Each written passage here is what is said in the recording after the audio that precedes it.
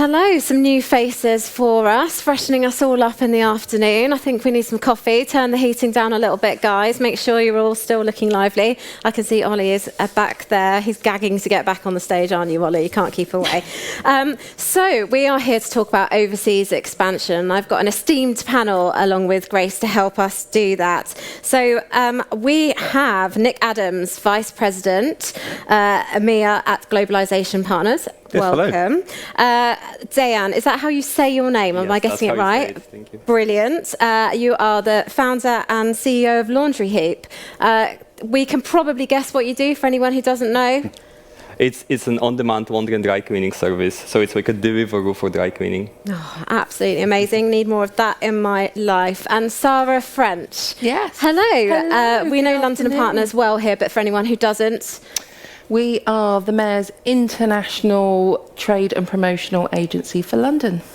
so helping lots of exciting businesses. Lots of businesses, thousands of businesses to start up, grow in London and then to grow internationally. And Nick, sorry, I didn't even give you a chance to give us your sales spiel for Globalization Partners. So just give everyone a flavour of what it is that you do when you're working with founders. Yeah, absolutely. Yes, we're a business that helps companies expand internationally. So where you have great talent abroad and you want to be able to hire that, but you don't have your own entity, then we would hire them on your behalf. Okay, great. So first question, you want to export, you want to expand internationally. How do you know where to go? I speak to lots of entrepreneurs, it just happens organically, right? They just, particularly e-commerce brands, they might just, find that they suddenly have customers often in, so either nearby in Europe or perhaps in the States. And it's just that kind of accidental exports. Sara, how often is it an accidental thing? And how often is there a strategy? And is it better one way or the other? So, given that London, and I predominantly work with London-based companies, and there's a lot, if you look at the diversity across London, so there's a lot of companies that will say, I'm European by background, I've got great relationships, I've got great networks, I can utilise those to fund my business or to go global, or so there is that serendipity, my roots, where I know the culture, I know what's happening. But then there's also that organic growth. I'm getting orders coming in from the US. I'm getting orders coming in from India, China. So there is that serendipity. I would always say use data. So where is your product market fit? Where is it that you know that you've got, where is your USP? So I think it can be the serendipitous, but I would also look at the data behind it for best traction. So, Deyan, if I could come to you, where was your first export market and how did that happen? So in the very beginning, we started in London, so it was our first market, and then we started looking as a service, like what other markets we can go to. And because our service requires 24/7 operations, so we were actually, on one hand, it was really hard to start it, but then once you have 24/7 operations, it gives you this option to provide service elsewhere as well. Our second market was Ireland, which is it's very near, it's very like natural. We found it very easy. But then the third one, I think, is more interesting because we went to Dubai right away, and I think.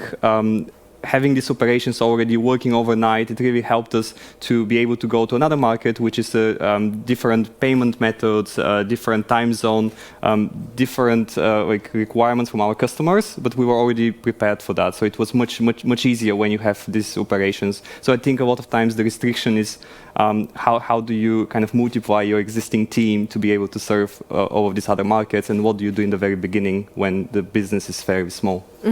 And I definitely want to hear your thoughts on that, Nick. But before I do, I want to say a big Elite Business Live welcome to Brad Sugars. I believe you're being piped in from Las Vegas, is that right? Yes, good morning from sunny Las Vegas. The sunshine at all, are we? So thank you for joining us. We'd like to hear a little bit about your export journey. So tell us, how many markets is ActionCOACH in now? 83 countries now, and many of those countries are obviously not just a singular country. You've got to treat them as separate areas within the country. Even where I'm based here now, I'm Australian, obviously, but based here in the United States. The US, we almost treat it as 7 separate countries within that market. So, yeah, 83 countries we operate in these days. That's incredible. I think that's a really good point, actually, about the US, isn't it? Is that often I come across businesses that think that the US is most like us, right? They speak English, it should be an absolute, I was going to swear then, it's obviously been a long day. It's been a walk in the park, right? But actually, some of the big players, even, kind of Tesco, M&S, there's all these big examples of big UK brands that can't even crack America. So, Sara, I'm going to come to you. Why is the US market so hard to nail? And is it because, as Brad says, it's not one homogenous lump that we often think it is? Absolutely right, but I would go as far to say it's 52 countries within one country. Each state has its own rules, regulations, tax, employment rules, and you have to navigate that state as you would in any other country that you're entering. And if you get that wrong, there could be some serious financial penalties around it.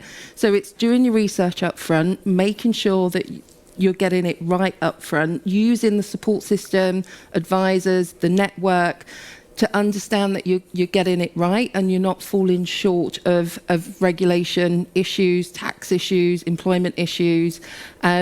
So yes, do look into the details on a state-by-state basis. Mm-hmm. And Nick, what are your observations of the US market with the businesses that you work with? Well, I definitely echo what Sara just said about it. It is very different. You have to take into account that in the US you have federal law, you have state law, you even have city law as well. So it's a very difficult process to ensure that you comply with everything that you need to out there. It's also the toughest market in the world. It's incredibly difficult to be successful in the US. So I think you have to be very careful when you look to go into the US. A lot of businesses would begin by potentially looking at distributors or channel markets, how you can get a presence there without actually having to set up your own entity and then hire people. There are other ways you can just test the market to begin with, because the very last thing you want is to try a new market. For whatever reason it hasn't worked, you pull out, and then it's very difficult to go back in a second time. Mm-hmm. Absolutely. Grace, I'm interested to hear from you, your thoughts on the US market. Are you in the US yet? Yes, absolutely. Yeah, so how has that gone for you? And, have you encountered any of the challenges that these guys have just mentioned? Well, we originally got in through Amazon, so Amazon sort of shielded us from a lot of that. And even though they are things that we're aware of, but because Amazon just lumps the US into one, and you sell on Amazon and you sell somewhere, you might see the addresses if you go and look through, and you see different states.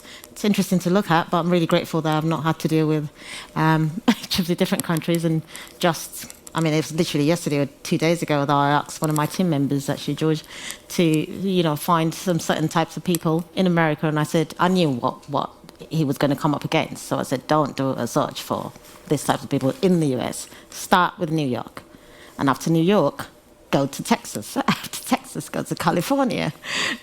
So we understand that, but we've not had to deal with that through Amazon. We will be with what we're trying to do with the new project that we're trying to do. Mm-hmm. And of course, there's different models, isn't there, for breaking new markets. So if you go with a partner like Amazon, who's going to handle the fulfillment for you, for example, it's a very different model to Deyan, you having to build an entire operation in a new country. How do you staff it? So I know we started to touch on this, and perhaps, Nick, I'll come to you first. Is it best always to have boots on the ground, or can you manage things from afar? I think it depends on what your business is and your business model. So there's not one concrete solution for everyone. A lot of businesses would enter new markets for different reasons. You may win a big contract, then suddenly find you need to have a presence there. As I mentioned, I think if you can test the market without investing too much to begin with, that tends to be a better approach. You will lower your costs as well if you don't have to have that full entity and structure. So if someone else who is an existing organization can effectively resell your products and your services, that could be a better approach depending on what you're doing.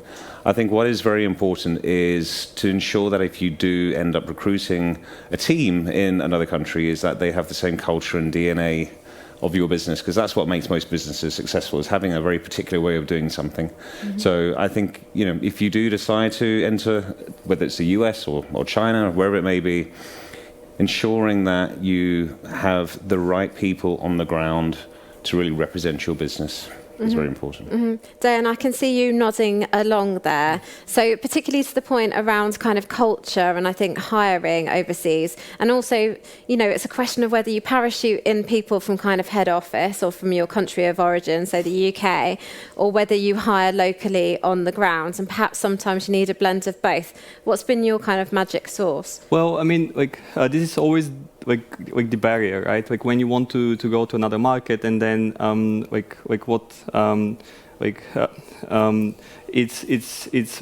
very often that the investment is prohibiting. So like you on one hand you don't want to go too small, but you don't want to invest too much in it as well. So I think it's very important to test the market.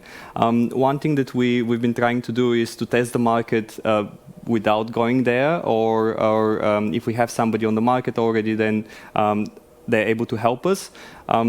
But then once we have the first indications, the KPIs are working, we realize the business model could work very well there, then we would try to hire somebody like very early on. I think it's important to have a mix of having your company coach, somebody with experience that has been kind of operational experience, that has been doing the service in other markets, but then at the same time to have somebody from the region. It has helped us a lot in the like right away, like we've seen this benefit of having somebody like maybe in different industry, but then have lived there in that city or in that market. It adds a lot of value, like right away, to avoid a lot of errors that you would otherwise make as somebody from London going to New York. And actually, we'll be hearing from Alison Stewart-Allen tomorrow, and she is really good on some of those terrible examples of where brands have gone overseas and got it wrong, or they've given themselves a brand name that, let's say, just doesn't quite translate into a foreign language. So stand by for that tomorrow. So Sara, what's been your experience on that side, on the hiring side, and when people talk to you about cracking a new market, is it best to always hire somebody, you know, local that speaks the language, that can give you some hints and tips so you don't embarrass yourself in a first meeting with a distributor, for example? I've had, you know, I've worked with lots of businesses, and 80% of the companies that I work with all want to tackle the US market. So it's become a very, very popular theme. And I've heard some fantastic stories over the years of companies that have sent the CEO to do that culture inertia, to bring in that DNA into the business and to set the foundations for that satellite or that subsidiary. And then perhaps brought in other UK staff and gone incredibly wrong because they haven't got that local knowledge. One particular company that I'm thinking about just off the top of my head, it actually come down to they'd set up a factory in New Jersey and they needed waste collection, and the local person said, no, you do not change the waste collection. That is a no. But it's those local.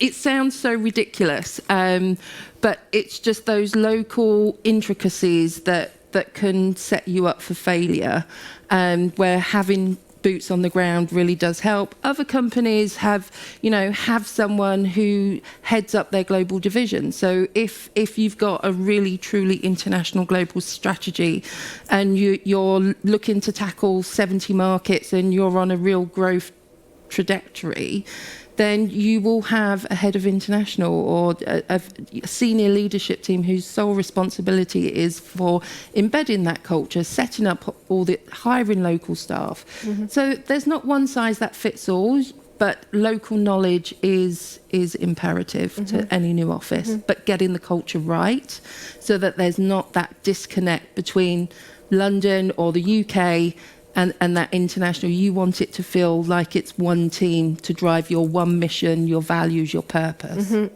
Absolutely. Brad, I really want to get your views on this.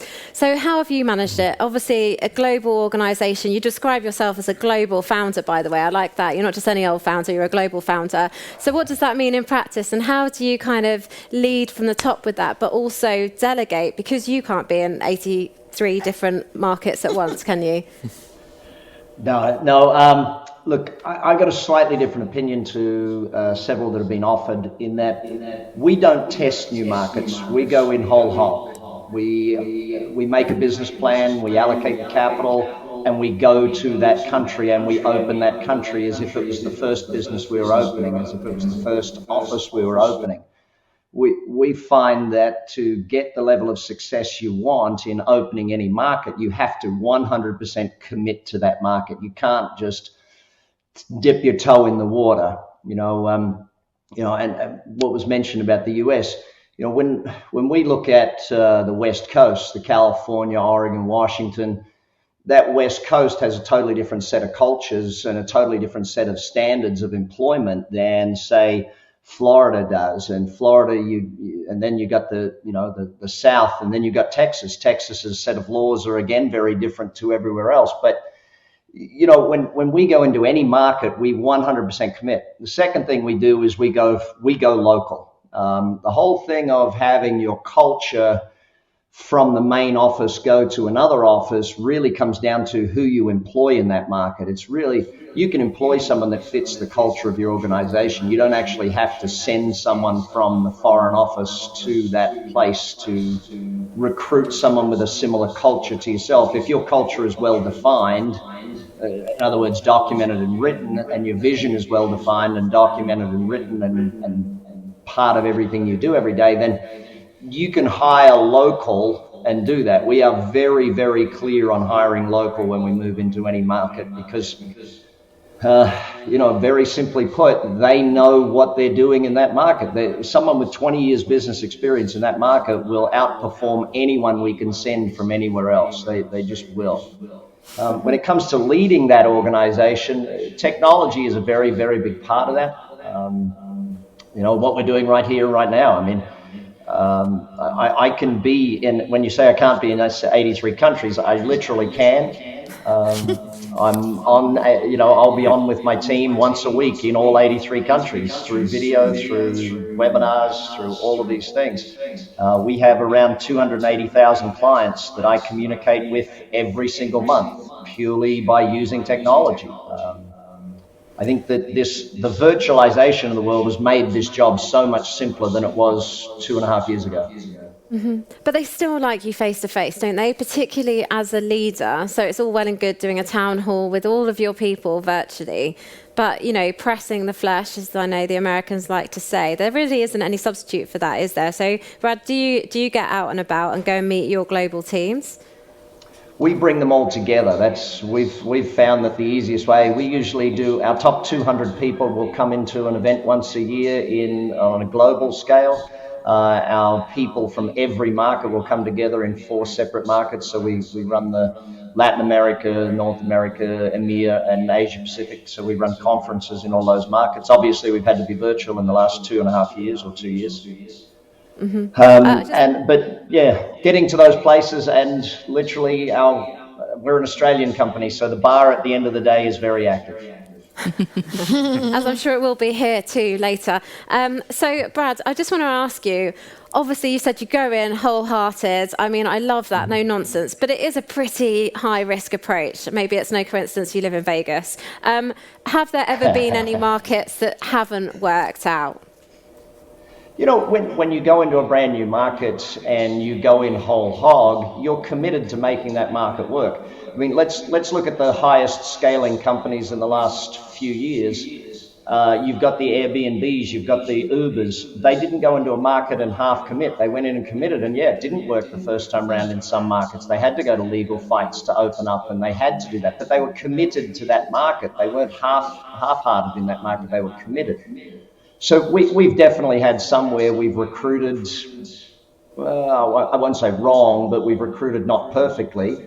And, we've had to replace and we've had to move through. But that would be the same in any office we were opening. If we were in London and we were opening in Edinburgh, we would have to do the exact same thing. We'd have to make sure we recruit right. We'd have to make sure. So I think that the opinion that moving into a foreign country is harder than moving into a separate neighborhood in your own market or a separate city in your own market is sort of the challenge. We see every market as just a market. When I'm coaching a business owner, I just ask them one simple question: how are you going to open in India? And they look at me, and if the business model is incorrect, when you look at business modeling and you look at leverage, you look at scalability, you look at marketability, and you look at the ability for that business, the opportunity size, those four factors come into the ability for that strategy of that business. And most businesses go in with an incomplete strategy, and therefore they failed. Someone mentioned Tesco. I watched Tesco come into the United States with a strategy that just wasn't going to work. And if they'd actually had US people on the ground looking at it, they said that strategy just isn't going to work. People don't shop that way here. And so, you know, it's one of those things that what we do, we go into a market, and even so entering China, where we're a business coaching company, and in the UK or in the US or in Australia, in those markets, a business owner will be very forthright and very upfront with the business coach and show them their numbers and share with them all the things. In China, culturally, they're not going to share with us those things. So we had to be more of an education company in the beginning, and then move when we built that know, like, and trust with the client. Then they start to open up and share with us their numbers. But we couldn't run the business the same way in China as we do here in the States. We just can't. So I think that's an interesting point there around kind of failure, you know, what failure could mean and taking that risk away. Deyan, how long do you give it in a new market? You know, when it's starting slowly, or when things don't seem to be going in the right direction, what do you measure, and how long do you give it? Well, so I mean, we have a number of different pieces of information, right? So we have this organic search, the organic volume that we know is there for the business. Like I mentioned this like soft kind of launch, but sometimes like on a very new market, we've had just a landing page which will like register the interest. We wanted to see what people are searching for, which services, how we can like make it work, and then there is all of this kind of additional information that you can get. So like my point is that you don't kind of randomly choose a city and then go there and see if it works. Like ideally you have some information like to be able to make it to give it the best chance. But then like once you're there, I agree. Like it requires some time. It really depends on the business model. Like it might be like 3 months, 6 months. It might be 1 year. It really depends. But I think what's important is to set the goal very early on, and to if you have already seen it in other places, then you should kind of know what your goal for that market is, and give enough power to that market. So like I also agree with that you cannot just go extremely wide. Like you have to commit to you have to give it a chance to make it work. But then a lot of businesses have scaled down and focus on something else as well. Like we've had this as well. Like we'll go to a city and then we realize, well, okay, this is growing much slower than other cities that we've had. So then we had to make the choice: do we invest more resources and kind of like be stubborn about this phase, or do we go a second time, which is very often is very hard as well, because you have to convince all the stakeholders that you've learned from the mistakes you did the first time around. So it's well, I would say you have to set these rules in advance, and then you have to you have to see how it goes. You have to make sure that you have the right KPIs to look at, and when you see that it's working, to be honest, like I've seen it very early on, like from the first day, you get these signals that it could work, but then you probably just wait a bit more just to see that it's not a coincidence or something else has happened. And once you have everything is being confirmed again and again and again, then you can go full scale. Something we haven't yet talked about is Brexit, right? So talking about kind of those signals, I know from speaking to entrepreneurs, I know of several that have pulled out from exporting to the EU. Just for now, they say temporarily, while they kind of figure things out, because it was impacting the customer experience. They were having to pay duties on the goods that they were receiving. Of course, it depends on the business. But I think you've got some experience with this, Grace, that you were referring to earlier. And, just of things kind of waiting around, you've got stuff stuck at borders, etc. Has it been an absolute pain in the backside? I mean, we had stock stuck at the border for 7 months before we came in. Wow. So much so that the stock that we were trying to get into the UK, then back out to America from Europe, didn't make it to America. Most of it didn't make it into the UK, and altogether there were almost 7 months delayed. So we kind of, just before Brexit anyway, we were quite gradually not spending as much time on the European markets as we would normally, just because we also wanted to see what would happen in terms of sales there in Europe. And so we're only just going back in. And even with that, I found a distributor to handle all of that because I'm like, no, I can't deal. Not now. So we found a way to deal without dealing, without us doing it directly. So we sold to the distributor and they'll sell in Europe. Mm-hmm. That's what we've done so far. It all sounds very daunting for anybody who's listening who is thinking about exporting for the first time. Sara, should they just completely discount Europe for now because it's too much hassle? No. I don't. I wouldn't say discount Europe. If you're a service provider, obviously that narrows the gap between the UK and those European markets. If you have an actual product or a service, I think you need to enter cautiously, really look at your supply chain, and where are the potential risks within that supply chain? Where could it break down? Is it customs? Is your stock going to be held up? And potentially you're going to lose out there with your customers and your overall supply chain. So what I would say is still have it in your plans.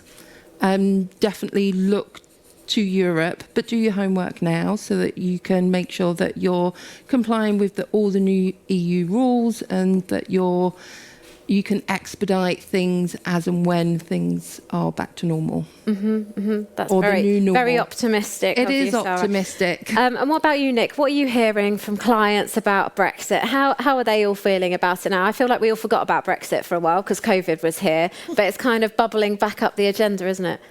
So I think the one thing Brexit has done is it's given a lot more opportunity to other markets. I definitely don't suggest that you would ignore the EU. I mean, it's 800 million consumers or whatever. It's a massive area that you can still sell into. But what it does allow is markets that you may not have considered previously to be much more competitive against the EU. In addition, there's a lot of great trade agreements in place, relatively new ones with Singapore, for example, as well. So UK trade and industry have definitely done a great job in providing easier ways to do business with the ASEAN countries. Different markets have different potential. I think, again, it does depend on your product and your service. Depends on the competitive landscape as well. What competitors exist in the market, what demand and appetite is there. So I think what is very important is before you look at any new market is doing a little bit of research first and trying to understand who's already there, what is the demand for your product, can you do that remotely, do you need to have a presence there. The EU is still a fantastic market, there's no doubt about that. Brad, do you have any thoughts on Brexit? I mean, people would assume, being in the kind of business that you're in, that it's had limited impact. Are they right?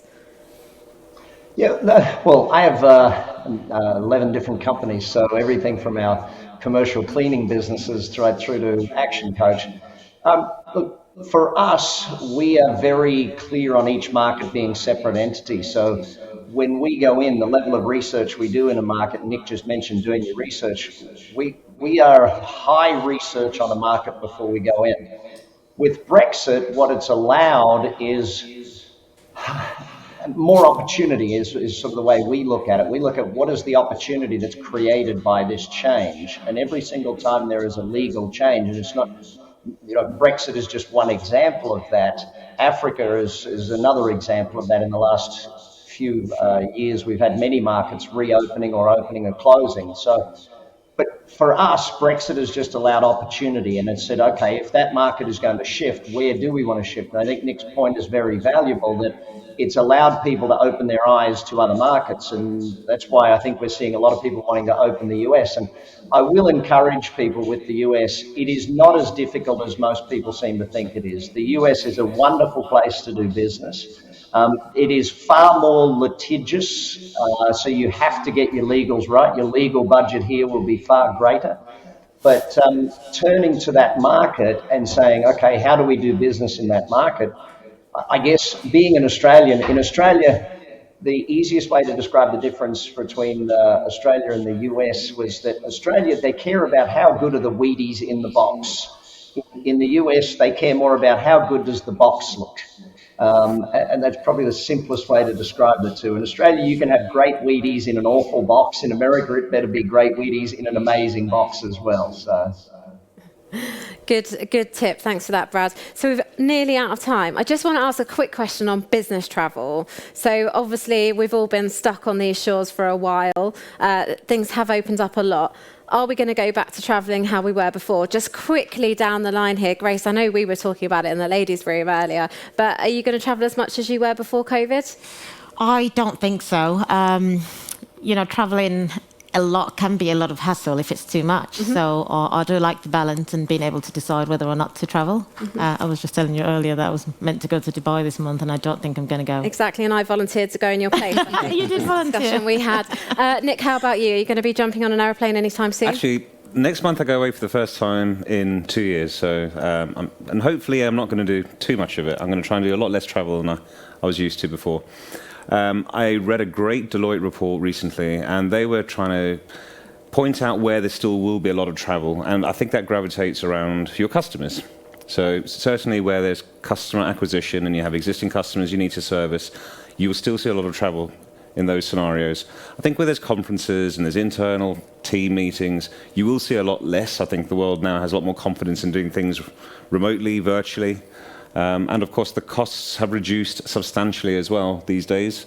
I think employers now don't want to have the same cost on travel and commuting and all those other types of things as well. So we will see less travel, but it's going to be much more focused. Okay, I'm going to choose one person. Deyan, your tip, please, on business travel post-COVID. Is it that kind of focused travel? It needs to have a kind of business objective, I suppose, at the end of it. Yeah, I would say the difference is probably that it has to be more meaningful. If you don't really have to go there, I guess a lot of people would skip to go there. One thing we see from our customers actually, because we have a lot of business travelers that use our service, they travel for much longer these days. They travel less, for much longer, for more important things, and for everything else, you have all these amazing tools that you can use to communicate. As we have with this tool here, with Brad being zoomed in by the power of technology from Las Vegas. Brad, thank you very much for joining us this afternoon. Thank you to all of my panelists. That was a really fascinating conversation. So thank you very much indeed. Give them a round of applause, everyone. Last session of the day. That's pretty hard work. So, wow, I think we covered lots of ground there, and I know I'm certainly excited about getting on a plane again sometime soon, maybe to Dubai. For those of you here with us in Kensington, you are now welcome to go and grab a drink in our VIP networking reception, where Ollie and I will join you shortly. In the meantime, Ollie is preparing Backstage for his final post-main stage grilling of the day. I know you're into the flow of it now, Ollie. Are you there?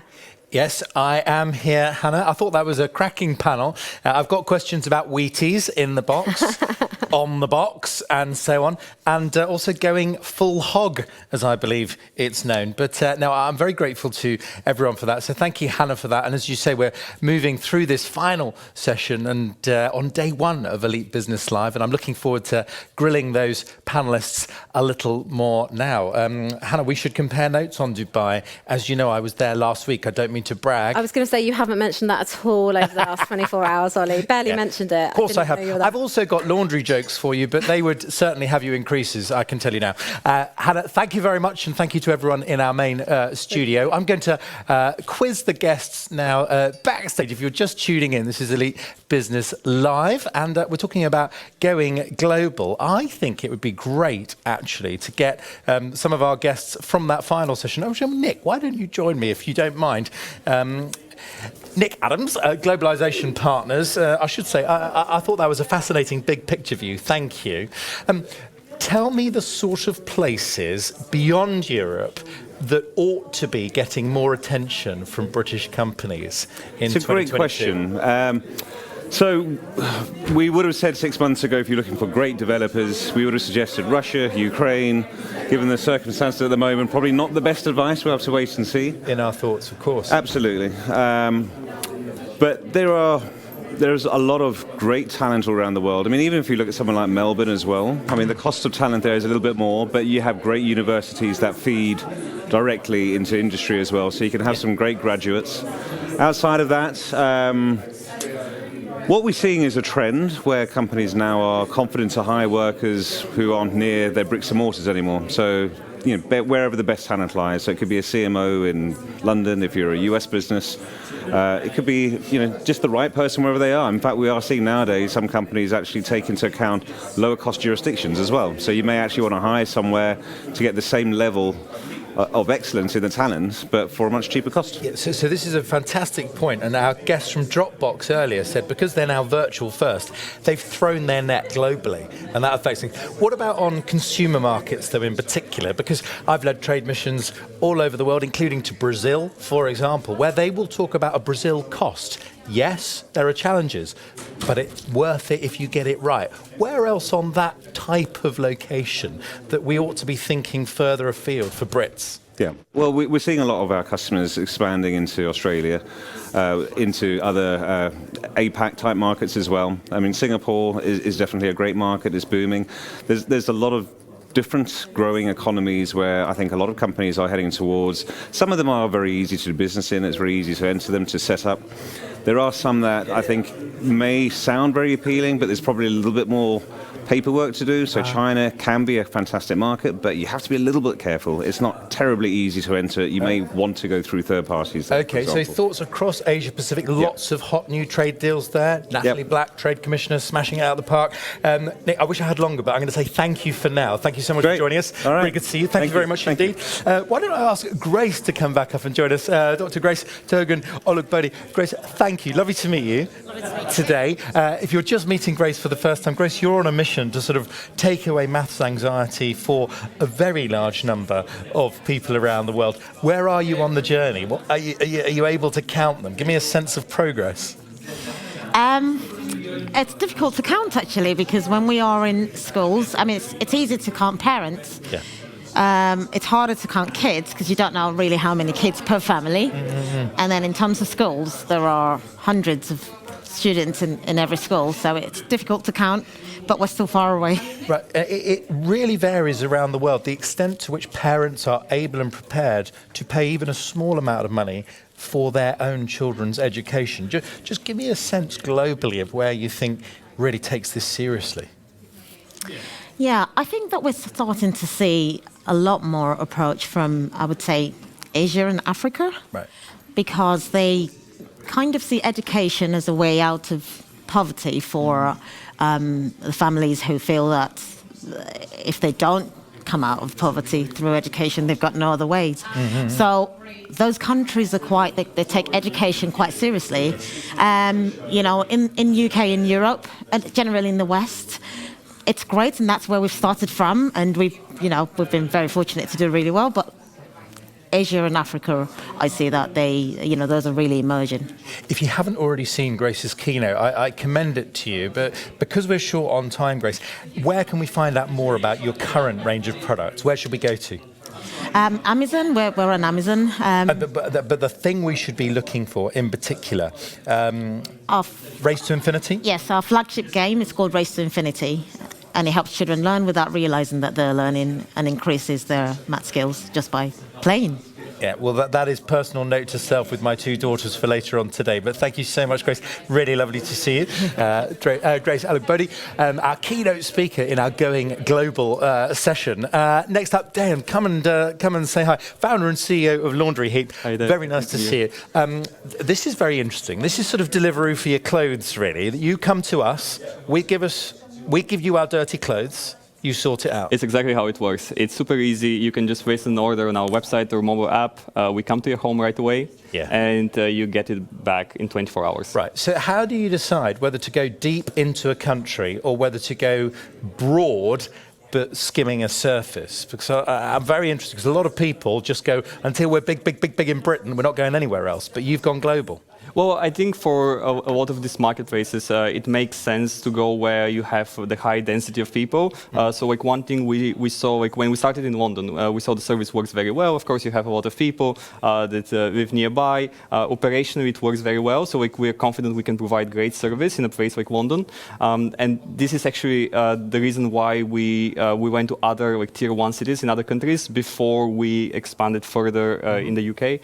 So in the UK at the moment, we are Greater London, Birmingham and Manchester. Yes. And we do plan to go to smaller cities in the future, but we want to focus first to places where we can provide great service to our customers. Right. So what is, learning from your single biggest mistake when it came to going global, what was that? Well, I think you do a lot of mistakes as a founder, but I think like a great feature of a founder is that you're very naive, I guess, and you can fail many times.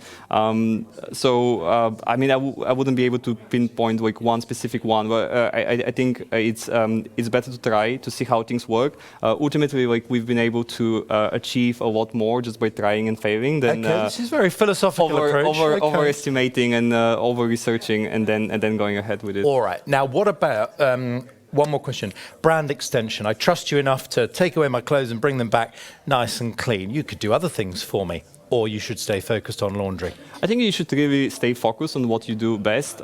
It's a very interesting service because it requires a lot of trust, as you say. It's very different. Like if you order something from Amazon, you don't feel this emotional attachment until you actually open the box and start using it, and only then it becomes yours. With your personal belonging, right? Like our customers are sending us their underwear, right? So it's really personal items. So they have to know that they're in good hands. That will take good care of your items and will bring them back. So trust is really important. Right. So on that, sticking with the briefs, as they say, what would be, if you could crack it, what would be the single biggest market for you globally?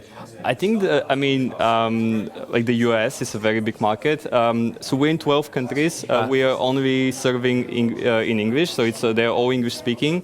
We went to places like Dubai and Singapore where you can do like everything in English. We're also in the Netherlands where operationally you can do in English. Okay. But I think the US is definitely number one as an opportunity. Right. So Laundryheap is going global, making a thong and dance of it as it goes. Very interesting. Deyan Dimitrov, the co-founder and chief exec. Thank you very much indeed. Great meeting you. Very nice to see you. Sniggering away to my underwear-related jokes is Sara French from London & Partners. Very nice to see you. Very nice to see you. Can I pay you a compliment, Sara? Of course. You are exceptionally good, I think, at London & Partners at bringing together cohorts of people. Yes. Because they learn from each other. Absolutely. So can we talk a bit about that? Because it hasn't been picked up enough. No, it hasn't been picked up. And what we've found over the years of bringing these cohorts together is that for businesses, for founders and entrepreneurs, this is their baby. And it takes a village. Well, with companies, it takes an ecosystem. Yes, so bringing those companies together to forge those relationships, work together, share knowledge, blood, sweat and tears stories. Talk about the downs as well as the ups, right? Absolutely talk about the downs, because it's those downs, they can support each other through it, and they can be, each other's greatest cheerleaders, but they can also learn from each other and those mistakes and pitfalls. Right. Can I recommend the Mayor's International Business Programme? It is first class. Personal question, does the trade mission have a future? And if so, what does it look like? Because let's be honest, they're very, very interesting. They are interesting, and it's a great way to bring the companies together for such an intense week of non-stop programming, great opportunities. But we've been doing it virtually. Right. last week we done a physical trade mission out to the Middle East. So we was out in Dubai. Fantastic. All the companies are on a huge high. Getting on a plane, going to meetings, meeting new companies. But I think the approach, there's an opportunity cost, right? So I think for us at the Mayor's International Business Programme, it will be a much more blended approach. Interesting. So virtual as well. Sometimes the best missions are exchanges, really, aren't they? Where we learn from each other. Of course. Interesting. So London and Partners continues to smash it. What do we want people to be thinking about Britain in this moment, Sara? Because we are open for business, and we might be an island, but we're a connected island. We are a connected island. I think there are so many talented, innovative companies out there. I mean, we've seen VC raises last year, record highs. Yeah. There is so much talent. So I think for companies globally looking at UK business, I think, this is where the talent is at. Yeah, absolutely. Real innovation. Yeah, and let's reconnect if it has been a bit too long. Absolutely. Yeah, good. Very good to see you And you. in real life today, And Sara you. French. Very cool.